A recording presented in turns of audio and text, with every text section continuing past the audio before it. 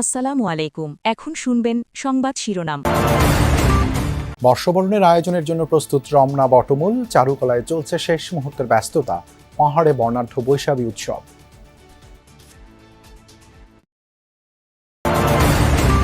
শেখ হাসিনাকে ফেরাতে আইনি প্রক্রিয়া অনুসরণ, জানালেন প্রধানমন্ত্রী উপদেষ্টা। সম্পর্ক এগিয়ে যাবে পারস্পরিক বোঝাপড়ায়, মন্তব্য প্রণয় ভার্মার। জুলাই অভ্যুত্থানের বিপরীতে অবস্থান নিয়ে সরকার পার পাবে না, হুঁশিয়ারি জামায়াত আমিরের। জনগণকে আন্দোলনের প্রস্তুতি নেওয়ার আহ্বান। পাম্পে হজবরল অবস্থা, তেলের অপেক্ষায় লন্ডভন্ড দৈনন্দিন রুটিন, ফুয়েল পাস নিয়ে উল্টো বিড়ম্বনায় চালক মালিকরা। এতক্ষণ শুনছিলেন সংবাদ শিরোনাম, এখন দেখবেন বিস্তারিত। রাত পোহালেই নতুন ভোরে নতুন আশা নিয়ে বাংলা নববর্ষ দুয়ারে। প্রাণের এই উৎসবকে রঙিন করতে চলছে শেষ মুহূর্তের প্রস্তুতি। রমনা বটমূলে শেষ দিনের অনুশীলন করেছেন ছায়ানটের শিল্পী, কলাকুশলীরা। নববর্ষের প্রাক্কালে দেশবাসীকে শুভেচ্ছা জানিয়েছেন প্রধানমন্ত্রী তারেক রহমান। বৈশাখী আয়োজন নির্বিঘ্ন করতে স্তরভিত্তিক নিরাপত্তা বলয় সাজিয়েছে আইনশৃঙ্খলা রক্ষা বাহিনী। বন্ধ থাকবে মেট্রো রেলের শাহবাগ ও ঢাকা বিশ্ববিদ্যালয় স্টেশন। নিশীথ রাত্রি, সম্মুখে গভীর তিমির, পথ নাই, আলো নাই, তবু সত্য হলো ভোর আসে নববর্ষ। জীর্ণ সলিলতা ছিঁড়ে নতুনের প্রত্যাশায় রমনা বটমূলে ছায়ানটের শিল্পীদের দিনভর অনুশীলন। 1433 বাংলা সনের প্রথম সূর্যোদয়ের সঙ্গে মঙ্গলের বারতা নিয়ে শুরু হবে এবারের বৈশাখের মূল আয়োজন। আমাদের মধ্যে যেসব দ্বন্দ্ব, এগুলো মিটে যাক, আমরা সবাই মিলে জাতি ধর্ম বর্ণ নির্বিশেষে আমরা সবাই এক হয়ে একসাথে এক ছাতার নিচে যেন থাকতে পারি। সরকার আসার পরে মনে হচ্ছে না আমরা খুলে একটা জিনিসটাকে পালিত করতে পারবো। ছায়ানটের আশা, এই আয়োজনে লক্ষাধিক মানুষের সমাগম ঘটবে। তাদের সামনে নির্ভয়ে সব ধরনের গান গাইতে চান তারা, চান আবহমান বাংলার ঐতিহ্যকে সমুন্নত রাখতে। আমাদের যে ইচ্ছেটুকু বাঙালিকে আবার নতুনভাবে অনুপ্রাণিত করা, সেই কাজটি আমরা করতে পারবে। প্রতিবারের মতো এবারও নিরাপত্তার চাদরে থাকবে বৈশাখের উৎসব। তাই তো নিরাপত্তার কোনো খামতি রাখতে চায় না আইনশৃঙ্খলা রক্ষায় নিয়োজিত সংস্থাগুলো। সকালে রমনা বটমূলের নিরাপত্তা নিশ্চিতে নানা কার্যক্রম পরিচালনা করে র্যাব। প্রযুক্তি ডগ স্কোয়াড নিয়ে মহড়া দেয় সংস্থাটি। বাহিনী প্রধান জানান, নিরাপত্তার প্রশ্নে কোনো ছাড় দেবে না র্যাব। অন্যান্য তথ্য বিশ্লেষণপূর্বক বাংলা নববর্ষকে কেন্দ্র করে নাশকতার ব্যাপারে কোনো সুনির্দিষ্ট তথ্য এখন পর্যন্ত পাওয়া যায়নি। গোয়েন্দা নজরদারি এবং সাইবার মনিটরিং এর মাধ্যমে নাশকতাকারীদের যে কোনো নাশকতার পরিকল্পনা নস্যাৎ করে দিতে প্রস্তুত র্যাপিড অ্যাকশন ব্যাটালিয়ন। ভার্চুয়াল জগতে নববর্ষকে কেন্দ্র করে যে কোনো শেখ হাসিনা আওয়ামী লীগ বাংলাদেশে এখন অপ্রাসঙ্গিক। তবে ভারতের মাটি ব্যবহার করে শেখ হাসিনা যেন বাংলাদেশকে অস্থিতিশীল করতে না পারে, সে বিষয়ে ব্যবস্থা নিতে ভারতকে বার্তা দেওয়া হয়েছে। ভারত সফর শেষে দেশে ফিরে প্রধানমন্ত্রীর সাথে সাক্ষাতের পর গণমাধ্যমকে এই কথা বলেন পররাষ্ট্র উপদেষ্টা হুমায়ুন কবির চৌধুরী। জানিয়েছেন, শেখ হাসিনার সে দেশে অবস্থান বিষয়ে বাংলাদেশের অবস্থান ভারতকে জানানো হয়েছে।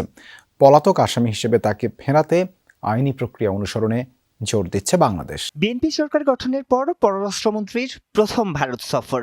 3 দিনের এই সফরে বৈঠক হয় দেশটির পররাষ্ট্রমন্ত্রী জয়শঙ্কর এবং নিরাপত্তা উপদেষ্টা অজিত দোভালের সাথে। দেশে ফিরেই পররাষ্ট্র উপদেষ্টাকে সাথে নিয়ে প্রধানমন্ত্রী তারেক রহমানের সাথে দেখা করেন পররাষ্ট্রমন্ত্রী খলিলুর রহমান। অবহিত করেন ভারত সফরের সার্বিক বিষয়ে। প্রধানমন্ত্রীর পররাষ্ট্র বিষয়ক উপদেষ্টা সাংবাদিকদের ব্রিফ করেন, জানান দুই দেশের সম্পর্ক উন্নয়নে ইতিবাচক আলোচনা হয়েছে এই সফরে। দ্রুত মেডিকেল ও বিজনেস ভিসা চালুর আশ্বাস দিয়েছে ভারত। আগামী সপ্তাহেই এ বিষয়ে ইতিবাচক সাড়া পাওয়ার আশা উপদেষ্টার। আমরা একটা পজিশন অফ স্ট্রেংথ থেকে কথাবার্তা বলতে পারি এবং সবখানে আমরা আলহামদুলিল্লাহ সম্মানও পাই। এবং বাংলাদেশকে বিক্রি করে বিএনপি সরকার কিছুই করবে না, বাংলাদেশের ন্যাশনাল ইন্টারেস্ট নিয়ে কাজ করবে। and that is the sole centerpiece of our foreign relations, foreign economic policies. Delhi সফরে আবারও বাংলাদেশের সাবেক প্রধানমন্ত্রী শেখ হাসিনাকে ফিরিয়ে আনার প্রসঙ্গ তুলে ঢাকা।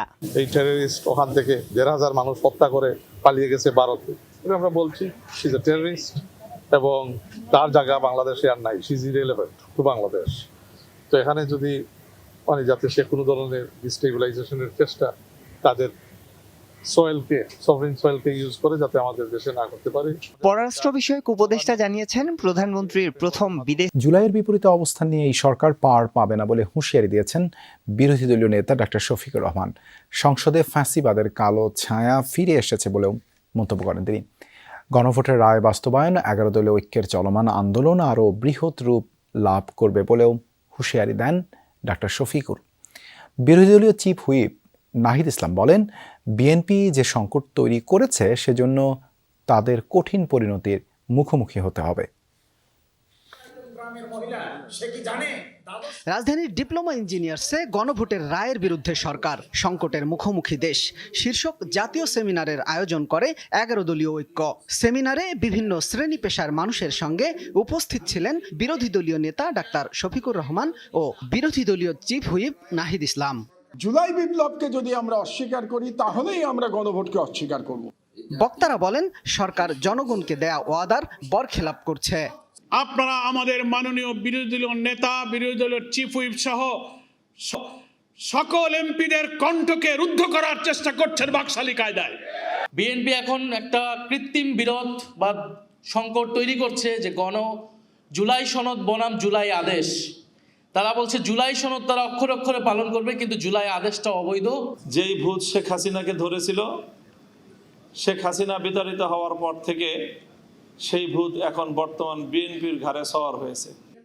সংসদে ফ্যাসিবাদের কালো ছায়া ফিরে এসেছে অভিযোগ করেন জামাত আমির। জুলাইয়ের বিপরীতে অবস্থান নিয়ে এই সরকার কোনোভাবেই পার পাবে না বলে হুঁশিয়ারি দেন তিনি। জ্বালানির ভোগান্তি কমাতে কাজে আসছে না সরকারের ফুয়েল পাস ব্যবস্থা। উল্টো ফুয়েল পাস নিয়ে পাম্পে গিয়ে আরও ভোগান্তিতে পড়ছেন কেউ কেউ।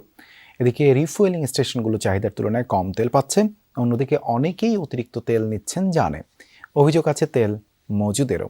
এমন হজ বরল অবস্থায় দীর্ঘ হচ্ছে জ্বালানি নেয়ার লাইন, বাড়ছে ভোগান্তি। ফুয়েল পাস আছে, তারপরেও 7 ঘন্টার ভোগান্তি। শেষমেশ ফিলিং স্টেশনে তেলের নজলের দেখা মিললেও মিলছে না ফুয়েল পাসের ভেরিফিকেশন। সার্ভার আউট হচ্ছে না, এটা হচ্ছে। শেষ চৈত্রের রোদে পুড়ে এমন বিপত্তি, ক্ষুধা তেষ্টায় ওষ্ঠাগত চালকদের প্রাণ। সকাল 6:45-এ সিরিয়াল দিছি, এরপরে খাবার তো ইনশাল্লাহ সিঙ্গারা, পানি, কলা এগুলো তো আছেই সাথে। আমরা 3 জন একসাথে, ক্লাস ছিল আজকে, ক্লাস তো করতে পারি নাই। অথচ রবিবার থেকেই রাজধানীর 7টি পাম্পে ফুয়েল পাস কার্যক্রম চালু করার কথা থাকলেও সোমবার দিনভর 3টি পাম্প এসেছে ফুয়েল পাসের আওতায়, আর 3টিতেই প্রায় অকার্যকর এই ব্যবস্থা। আমরা তো সার্ভার জ্যাম, আমরা অনেকক্ষণ ট্রাই করতেছি কিন্তু সার্ভার অ্যাক্টিভই হয় না। পাম্পে এই ফুয়েল কার্ড দিয়ে বা ফুয়েল অ্যাপ দিয়ে দিচ্ছে, ওইখানে যে যাবো এটুক ফুয়েল আমার ট্যাঙ্কিতে নাই। এ অবস্থায় বিজয় সরণি ট্রাস্ট ফিলিং স্টেশনের লাইন মহাখালী পর্যন্ত।